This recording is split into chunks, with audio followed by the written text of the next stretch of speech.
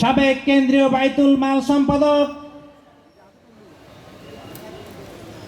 গণমানুষের সংগঠন বাংলাদেশ জামাত ইসলামী কেন্দ্রীয় মজলিসের শুরা সদস্য, চাঁপাইনবাবগঞ্জ জেলা শাখার সম্মানিত আমির মাওলানা আবু জার গিফারি, মাওলানা আবু জার গিফারি।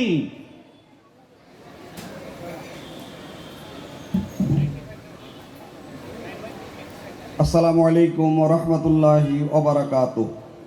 আলহামদুলিল্লাহ ওয়াসসালাতু ওয়াসসালামু আলা রাসূলিল্লাহ।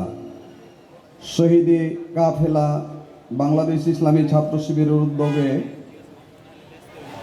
11ই মে 8জন শহীদ, অন্যান্য সময়ের শহীদ এবং জুলাই বিপ্লবের শহীদদের স্মরণে, তাদের সম্মানে এবং তাদের দোয়া করার জন্য আজকের এই গণজামায়াতের সম্মানিত সভাপতি, ইসলামী ছাত্র শিবির শহরের সভাপতি, আজকের এই সভার সভাপতি জনাব ইউসুফ গালিব, আজকের এই গণজামায়াতের প্রধান অতিথি বাংলাদেশ জামাত ইসলামীর কেন্দ্রীয় নায়েবে আমির, যিনি দীর্ঘ 14টি বছর কারাগারে ছিলেন, 8 বছর ফাঁসির সেলে ছিলেন। সেই ফাঁসির সেল থেকে জনগণের নেতা হয়ে তিনি আমাদের মাঝে এসেছেন। আল্লাহ ফিরিয়ে দিয়েছেন আমাদের সেই প্রিয় নেতা জনাব এটিএম আজহারুল ইসলাম। আজকের এই গণজামায়াতের সম্মানিত প্রধান বক্তা, শহীদি কাফেলার সম্মানিত কেন্দ্রীয় সভাপতি জনাব নুরুল ইসলাম সাদ্দাম, অন্যান্য অতিথিবৃন্দ, উপস্থিত ভাইসব, এই মাইক যন্ত্রের সাহায্যে যাদের কাছে আওয়াজ পৌঁছছে সেই সমস্ত আমাদের চাঁপাইনবাবগঞ্জবাসী, আজকে ঐতিহাসিক 11ই মে।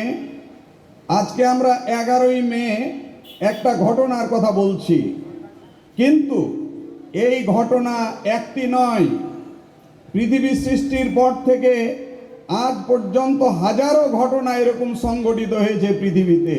হক এবং বাতিলের দ্বন্দ্ব পৃথিবী সৃষ্টির সূচনা থেকেই শুরু হয়েছে। যেখানে হকের আওয়াজ উঠেছে সেখানে বাতিল সহ্য করতে পারে নাই, তারা হামলা করেছে, জুলুম নির্যাতন করেছে, তারা হত্যাকাণ্ডের মতো ঘটনা ঘটে হকের আওয়াজকে তারা স্তব্ধ করে দেওয়ার জন্য চেষ্টা করেছে। এবং এই 11ই মে 85 সালের এই ঘটনার পরই এই ঘটনা শেষ হয়ে যায় নাই। একের পর এক ঘটনা সংঘটিত হচ্ছে, কোনো সময় এই দেশে, কোনো সময় অন্য দেশে, আর কোনো সময় অন্য দেশে, এবং এই ঘটনা চলতেই থাকবে।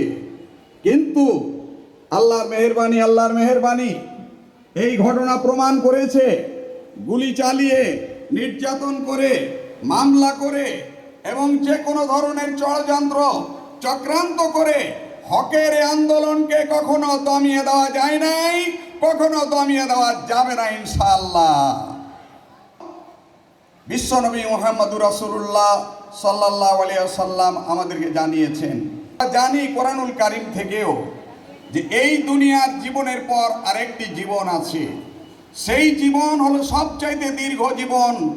এই দুনিয়ার জীবন মাত্র কয়েক সেকেন্ডে, কিন্তু আমাদেরকে বিশাল দিগন্তে, বিশাল দীর্ঘ সময়ের জীবনে আমাদেরকে যেতে হবে। সেখানে গিয়ে দুনিয়ার হিসাব দিতে হবে।